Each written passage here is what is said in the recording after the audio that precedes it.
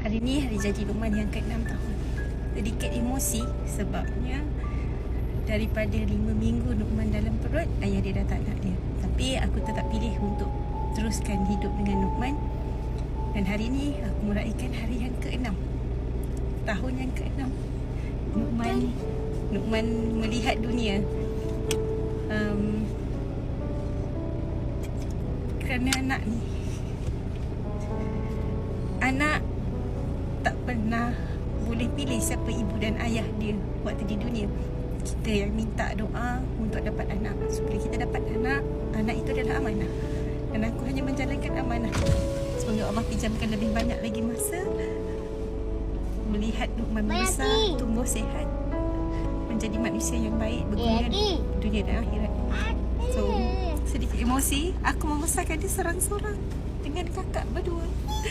Hari ni dia dah sabar jadi yang ke-6. Maaf ya Luqman untuk banyak kurangnya mama ni. Kenapa rasa putih sangat? Malu. Mayaki.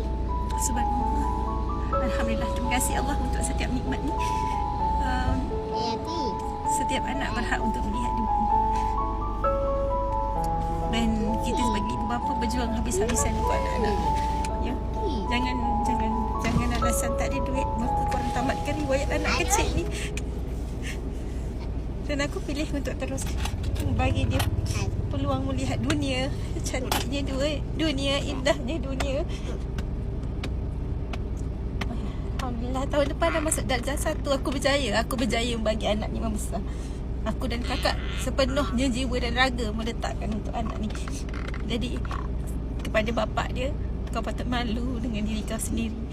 Dan nanti kau jawablah dengan Tuhan semua yang kau lepaskan. Aku takkan tutup apa-apa di dunia. Dan aku tak nak tengok kau di akhirat. Untuk Luqman, selamat hari jadi yang ke-6 sayang.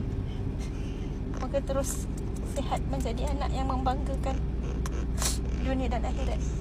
Hormat kakak, sayang kakak. Kalau mama dah tak ada nanti, okey? Lindung kakak ya. So happy birthday. Nanti kita cari basikal. Tadi kata nangis. Kenapa? Mama cari duit dulu. Dan kita cari basikal, okey? So happy birthday Luqman. Faik Luqman.